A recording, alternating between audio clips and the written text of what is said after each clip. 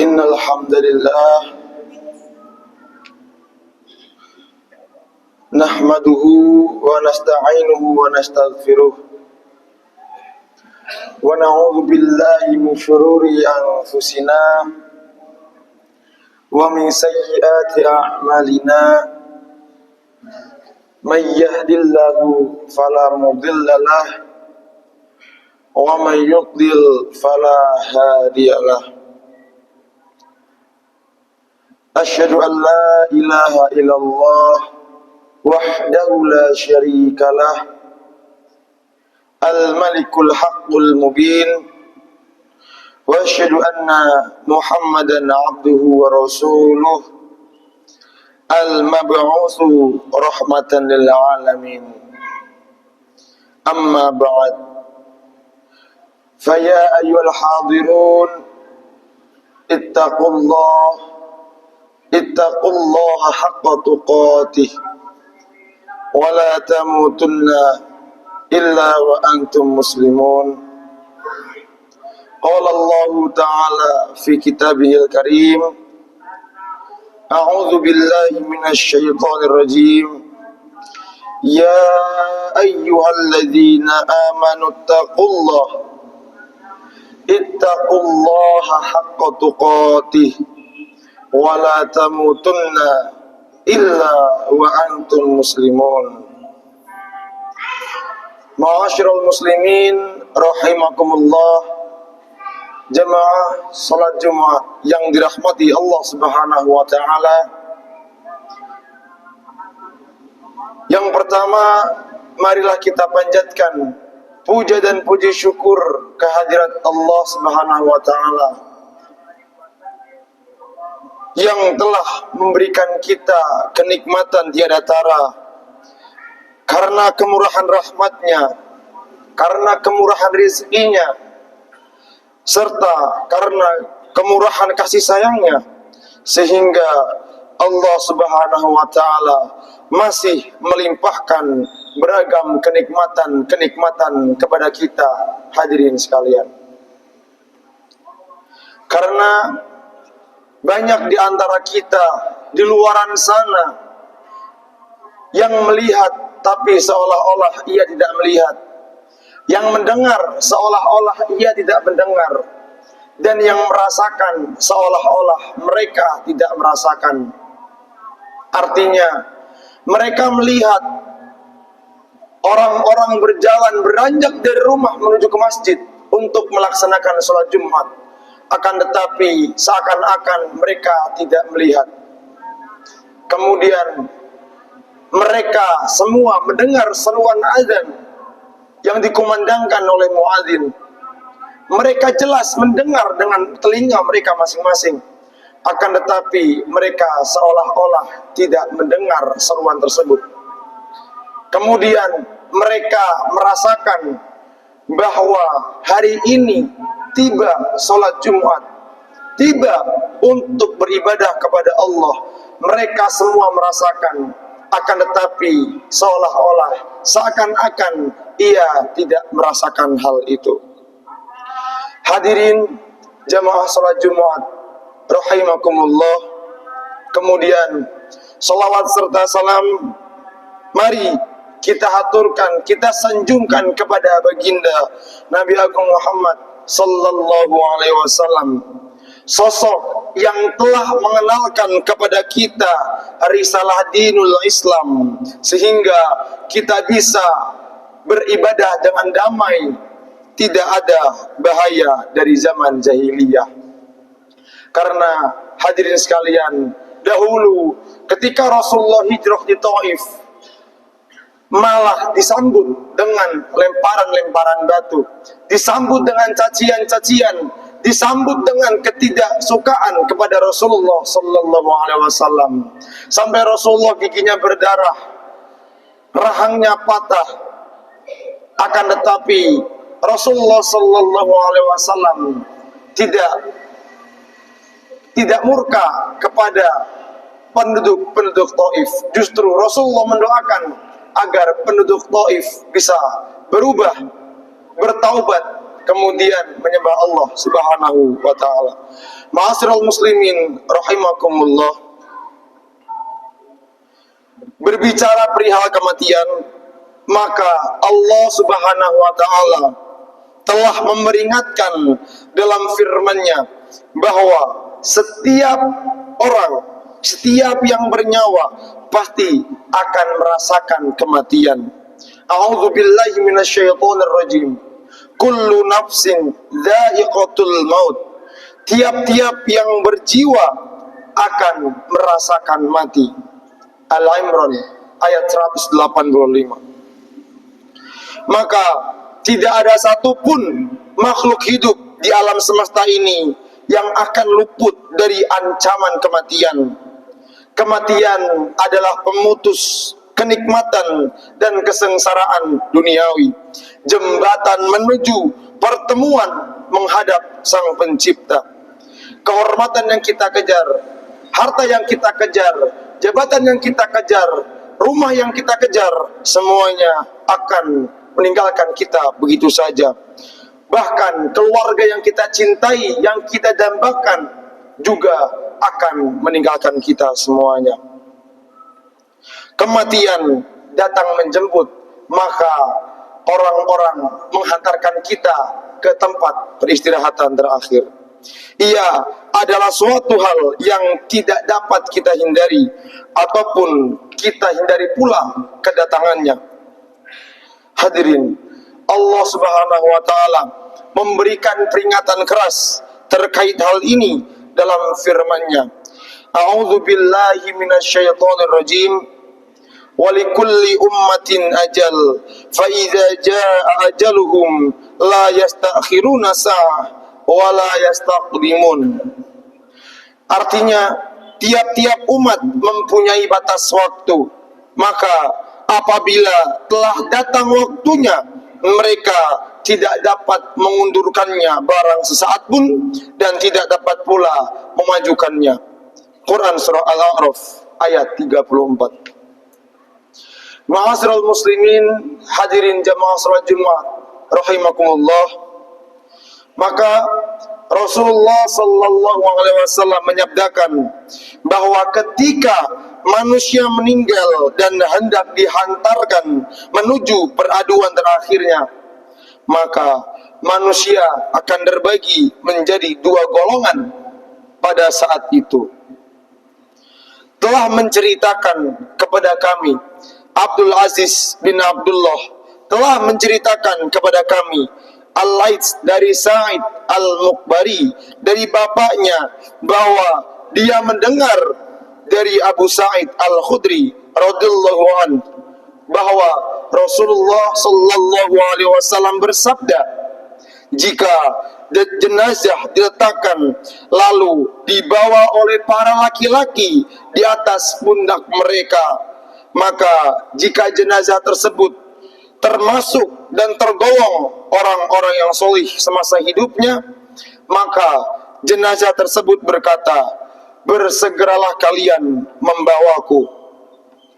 Lalu, dan jika ia bukan dari golongan orang-orang yang solih, maka mereka akan berkata, celaka, kemana mereka akan membawaku?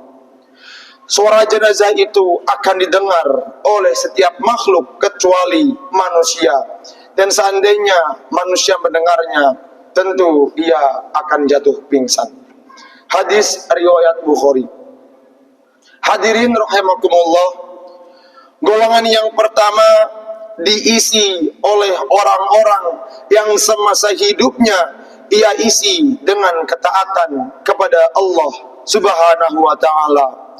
Orang yang semasa hidupnya menjadikan dunia sebagai tempat untuk bersinggah dan akhirat sebagai tujuan akhir. Orang yang menjadikan dunia sebagai tempat menabur dan akhirat sebagai tempat menuai. Sehingga karena ia sadar bahwa dunia ini hanyalah sementara, maka ia bekerja untuk dunia sebagaimana mestinya, tanpa berlebih-lebihan.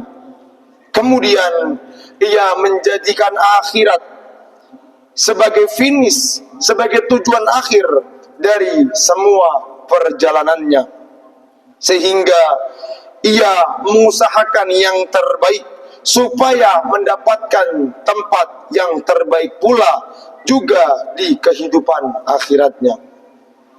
Maka hadirin rahimakumullah, tatkala maut menjemput dan jenazah akan dihantar menuju peraduan terakhir, ia menyambutnya dengan hati yang tenang dan berbahagia. Mengapa? Karena ia sadar bahwa kuburannya atau peristirahatan terakhirnya adalah babun min riyadil jannah, atau pintu-pintu menuju taman-taman surga. Hadirin rahimakumullah, kemudian golongan yang kedua adalah golongan yang diisi oleh orang-orang yang semasa hidupnya dipenuhi dengan melakukan hal-hal yang berbau kemaksiatan, penuh dengan angkara murka, penuh dengan keingkaran akan nikmat Allah Subhanahu wa ta'ala. Mereka semua lalai, mereka semua lupa akan perintah dan larangan Allah Subhanahu wa ta'ala. Maka tatkala kematian menjemput, ia akan menghadapinya dengan dipenuhi rasa ketakutan. Kemudian ketika jenazahnya akan diangkut atau dihantarkan menuju tanah perkuburannya, maka akan menjadi-jadi pula ketakutannya sampai-sampai mengutuki keadaannya sendiri. Mengapa? Karena ia sadar bahwa liang lahatnya, bahwa kuburannya, bahwa peristirahatan terakhirnya adalah pintu menuju pedihnya azab neraka. Orang-orang inilah yang Allah firmankan dalam Quran bahwa mereka akan memohon supaya dikembalikan ke dunia. Digambarkan dalam surah Al-Mu'minun ayat ke-99, mereka mengatakan, A'udzu billahi minasyaitonir rajim, hatta idza jaa ahadahumul mautu qala rabbirji'un. Artinya, demikianlah keadaan orang-orang kafir itu, hingga apabila datang kematian kepada seseorang daripada mereka, maka ia berkata, ya Tuhanku, ya Rabb, kembalikanlah aku ke dunia. Quran surah Al-Mu'minun ayat 99. Hadirin ma'asyiral muslimin rahimakumullah. Lalu sebagai pertanyaannya, untuk apa mereka dikembalikan? Apakah untuk menemui keluarganya mereka masing-masing, atau untuk melanjutkan perjuangan untuk mengumpulkan harta sebanyak-banyaknya, membeli mobil-mobil mewah, membeli handphone yang mewah, atau justru mereka akan memberikan harta-hartanya menuju orang-orang yang di sekitarnya? Hadirin semuanya, tidak, nyatanya mereka ingin dikembalikan ke dunia. Dijelaskan dalam ayat selanjutnya, A'udzu billahi minasyaitonir rajim, la'alli a'malu sholihan fima tarakt. Artinya, agar aku atau mereka semua berbuat amal yang solih terhadap yang telah mereka tinggalkan. Quran surah Al-Mu'minun ayat ke-100. Hadirin, mereka ingin dikembalikan hanya karena ingin memiliki kesempatan untuk melaksanakan amal-amal soleh, supaya terbebas dari pedihnya siksa akhirat.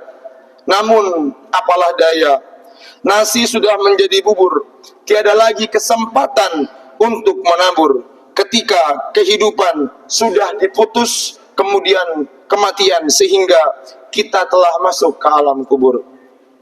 Hadirin jamaah Jumat rahimakumullah, maka dari itu mari kita renungi bersama bahwa selama nafas masih berhembus, selama mata masih bisa terbuka, selama kita masih diberi kesempatan oleh Allah untuk hidup lebih lama di dunia ini, hendaknya kita bisa memanfaatkan dengan sebaik-baiknya fasilitas-fasilitas dari Allah untuk memperbanyak amal yang solih, serta meningkatkan ketakwaan dan meninggalkan segala bentuk kemaksiatan. Ingatlah bahwa dunia ini hanyalah tempat persinggahan yang sementara, sedangkan akhirat adalah kehidupan yang kekal dan abadi. Nasihat Nabi Musa kepada umatnya, A'udzubillahi minasyaitonirrajim. Ya qaumi innama hadhil hayatud dunya mata' wa innal akhirata hiya darul qarar. Wahai kaumku, maka sesungguhnya dunia itu tempat persinggahan yang sementara, sedangkan akhirat adalah kehidupan yang kekal abadi. Sungguh beruntung orang-orang yang mempersiapkan bekal terbaiknya selama hidup di dunia ini, karena ia sadar bahwa setiap langkah, setiap kata, dan setiap perbuatan serta setiap nafas yang kita hembuskan akan dimintai pertanggungjawaban di hadapan Allah Subhanahu wa taala. Rasulullah sallallahu alaihi wasallam pernah bersabda yang artinya, orang-orang yang cerdas adalah orang-orang yang selalu mengevaluasi dirinya dan beramal untuk kehidupan setelah mati. Sedangkan orang-orang yang lemah adalah orang yang memperturutkan hawa nafsunya namun mengharapkan ampunan dari Allah Subhanahu wa taala. Kemudian Umar bin Khattab pernah berkata, jikalau ada suara dari langit yang menginformasikan, yang mengumumkan akan siapa saja orang-orang yang mati di dunia, akan siapa saja orang-orang yang akan meninggal di dunia, dan orang-orang tersebut diumumkan bahwa ada satu di antara kalian yang akan masuk neraka, maka akulah orang yang pertama yang akan takut akan informasi dari langit atau dari Allah Subhanahu wa taala. Nasihat Umar kepada kaumnya. Ma'asyiral muslimin rahimakumullah, marilah kita menjadi hamba-hamba Allah yang cerdas. Jangan biarkan usia berlalu dengan sia-sia tanpa ada amal yang berarti, karena bisa kita saksikan banyak anak-anak muda yang meninggal di usia belasan tahun. Banyak anak-anak muda yang meninggal usia 20 sampai 30-an tahun. Juga banyak orang-orang yang sudah tua, yang sudah sepuh meninggal di usianya. Kita tidak akan tahu kita bisa hidup di sore nanti. Kita tidak akan pernah tahu bahwa kita masih hidup. Tidak bisa menjamin bahwa kita masih bisa hidup di malam nanti. Ataupun kita tidak bisa menjamin kita masih hidup esok hari. Maka bertaubatlah dengan sebenar-benar taubat, karena Allah Maha Pengampun lagi Maha Penyayang bagi siapa saja yang bersungguh-sungguh kembali kepadanya. Barakallahu li wa lakum fil Qur'anil azim wa nafa'ani wa iyyakum bima fihi minal ayati wa dzikril hakim wa taqabbalallahu minna wa minkum tilawatahu innahu huwas samiul alim.